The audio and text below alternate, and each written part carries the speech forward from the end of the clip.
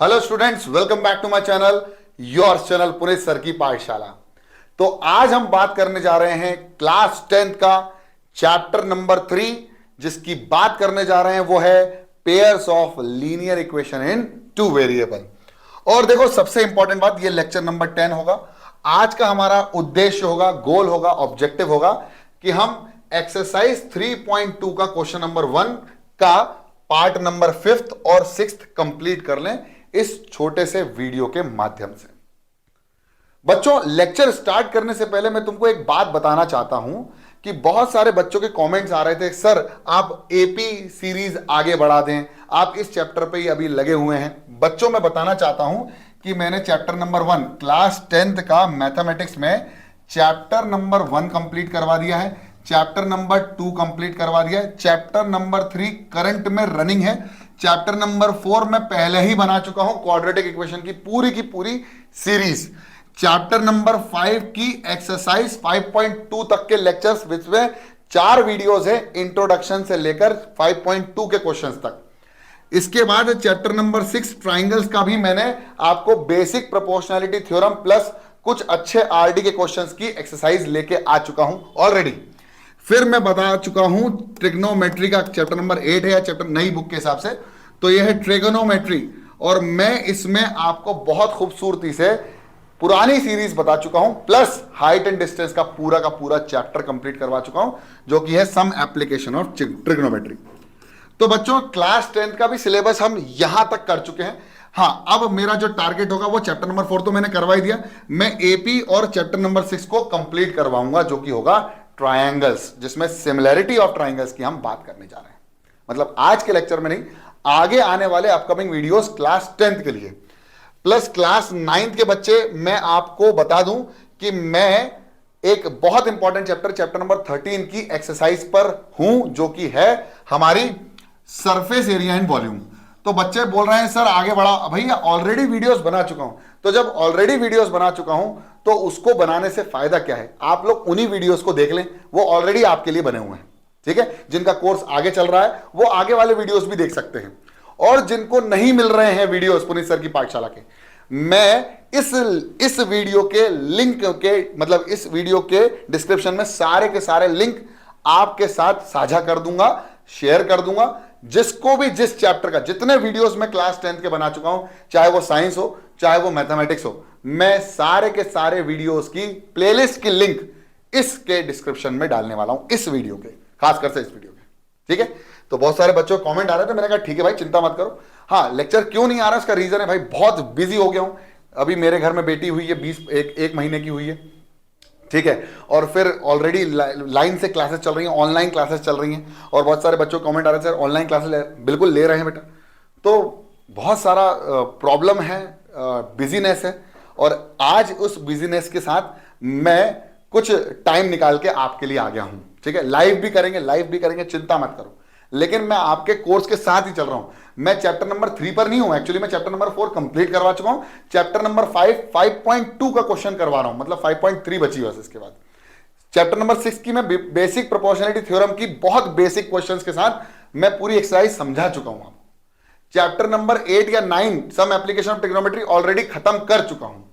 तो चिंता मत करो यार, जिसके कोर्स चल रहा है PA1 PA2 जो चल रहा है वो सब कर सकते हो आप CBSE के हिसाब से।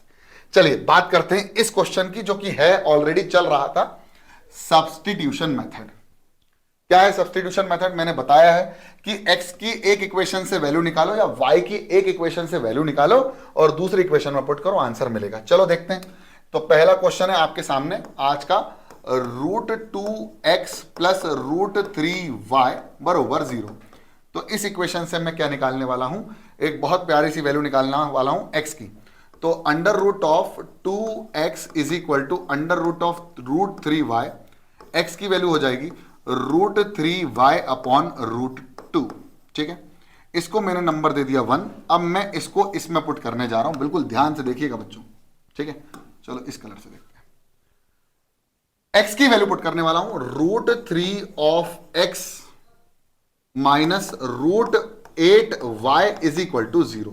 ठीक है, इसमें पुट करने जा रहा हूं। देखो x की जगह क्या लिख सकता हूं, √3y अपॉन √2। ठीक है, चलो देखो √3 मल्टीप्लाइड बाय एक्स की जगह, बोलो एक्स की जगह, सर एक्स की जगह आएगा √3y अपॉन √2, बढ़िया, बीच में आएगा माइनस √8y बराबर 0। ठीक है, ठीक है, चलो √3 into √3 3y upon √2 minus √8y बराबर 0। तो अगर मैं √2 का मल्टीप्लाई कर दूं तो मुझे क्या मिलेगा, देखो एलसीएम मिलेगा √2 3y माइनस √8 इंटू √2, तो √8 इंटू √2 यानी √16, आंसर आएगा 4। ठीक है, तो आ जाएगा 4y बराबर 0, ये हो गया 0, तो आंसर आएगा 3y माइनस 4y बराबर 0। और जब 3y में से y जाएगा तो कितना, माइनस y बचेगा, और अल्टीमेटली माइनस y बराबर 0 यानी y बराबर 0। अल्टीमेटली हमारा आंसर आएगा y बराबर 0। ठीक है, बोलो समझ में आया, y की वैल्यू कितनी आ गई, 0। अब इस y की वैल्यू को उठा के किस में पुट कर दो, x की जगह, तो y की जगह, तो √3 इंटू 0 अपॉन √2, तो बेटा x की वैल्यू भी कितनी आ जाएगी, 0। अब आप ये मत बोलना कि इसमें सोल्यूशन नहीं मिला, इसमें सोल्यूशन मिला। इसको फील करने वाली बात है, फील करने वाली बात है कि कार्टेशियन प्लेन पर ये होता है हमारा एब्सिसा और ये होता है ऑर्डिनेट। तो दोनों लाइन जो इंटरसेक्ट कर रही हैं, जो दोनों लाइन मैंने इंटरसेक्ट कर रही हैं, जो दोनों लाइन में बना रहा हूं, वो इंटरसेक्ट जो कर रही हैं वो एक्चुअली में ओरिजिन पर इंटरसेक्ट कर रही हैं, और इनके इंटरसेक्शन पॉइंट के जो कोऑर्डिनेट्स हैं वो हैं x बराबर 0 और y बराबर 0, यानी x, y बराबर 0,0। Is it clear to all of you? ये मत बोलना कि आंसर नहीं आ रहा है। आंसर तब नहीं आएगा जब आपका a1 upon a2 is equal to b1 upon b2 हो जाए, not equal to c1 upon c2, या फिर is equal to c1 upon c2। तो दो ही केस में आपके x और y की वैल्यूज नहीं आएंगी। एक तो जब पैरेलल लाइंस हो, मतलब जब सॉल्यूशन मिलेगा ही नहीं, जब इंटरसेक्टिंग हुई नहीं इन लाइन, और तब जब कोइंसाइड होंगे। ठीक है, इज इट क्लियर? तो क्या ये वाला क्वेश्चन आपको समझ में आ गया? इस क्वेश्चन में कुछ बच्चों को डाउट होता है।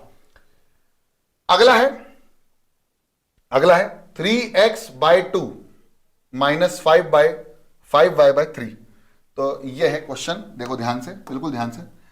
3x/2 माइनस 5y/3, ठीक है, इज इक्वल टू -2। तो पहली इक्वेशन तो मेरे सामने ये है, इसको मैं सिंप्लीफाई करूंगा अपने लेवल पे पहले। फिर है x/3, दूसरी इक्वेशन है x/3 plus y/2 is equal to 13/6। ठीक है, समझ में आया? बहुत बढ़िया। अब यहां पर एलसीएम ले लो और उसको सिंप्लीफिकेशन में लेके आ जाओ।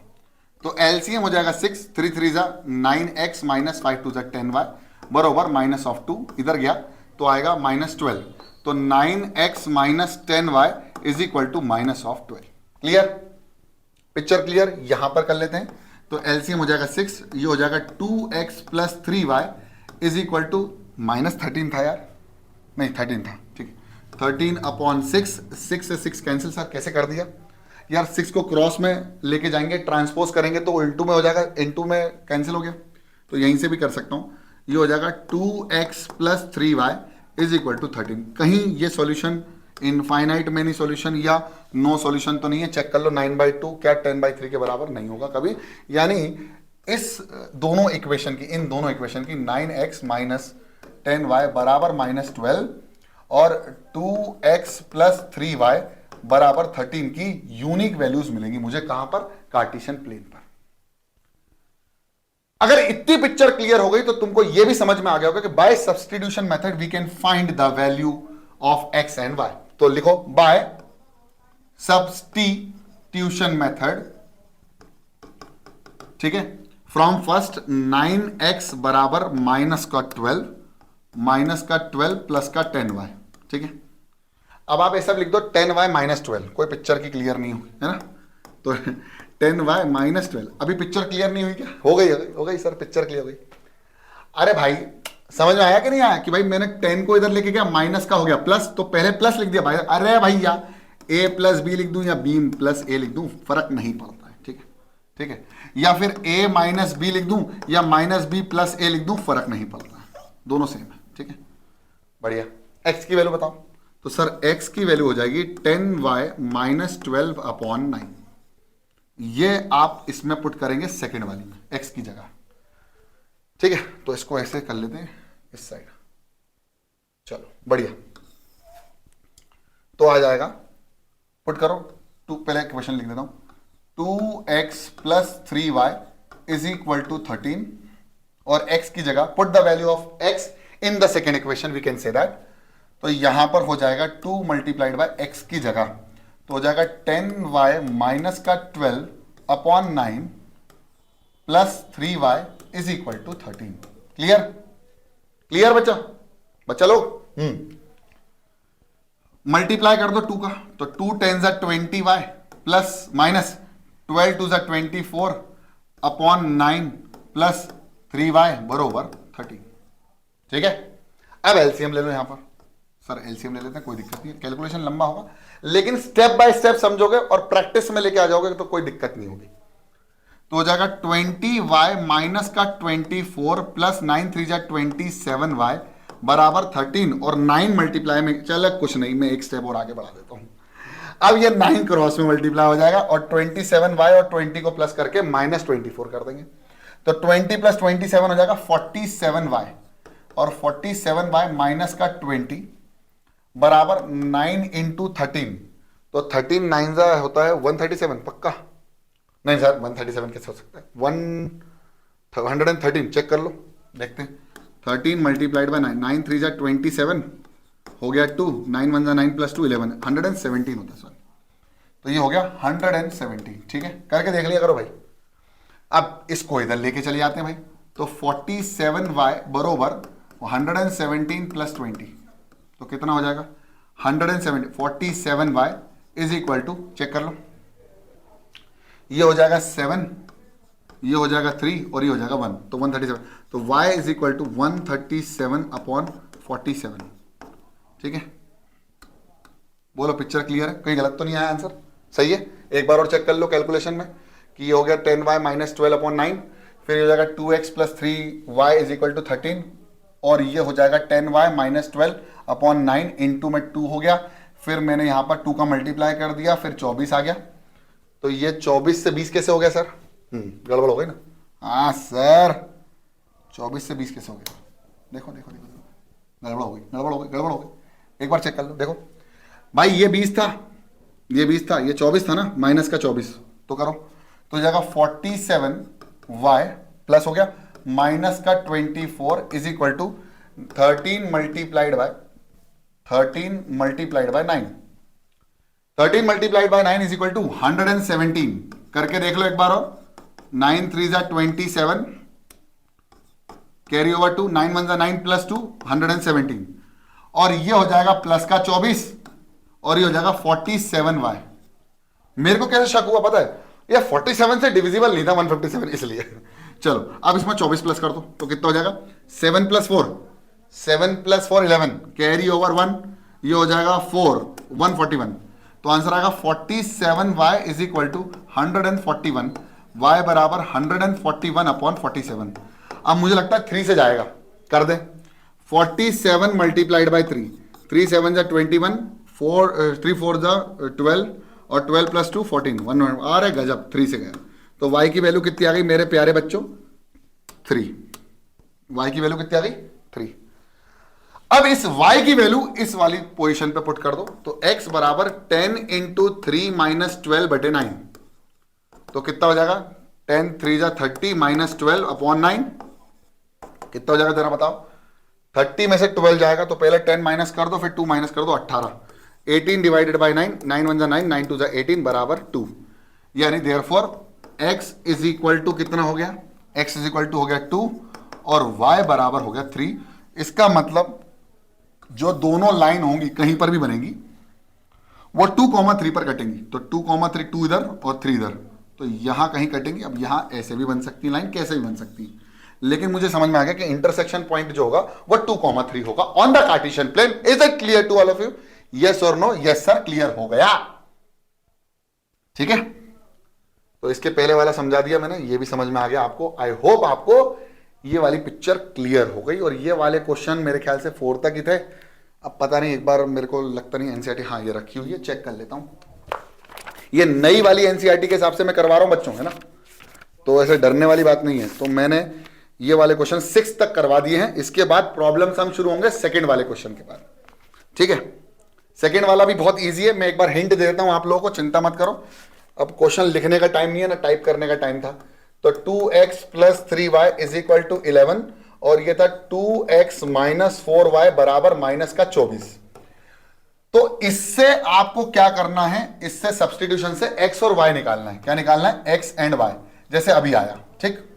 जब x एंड y निकाल लेंगे तो आपको इस वैल्यू y = mx + 3 में पुट करना है, x की वैल्यू और y की वैल्यू। जब आपको x और y मिल जाएंगे तो x और y की वैल्यू इस इक्वेशन में पुट करके m की वैल्यू फाइंड आउट करनी है। This is your home challenge, this is your home challenge, ठीक है।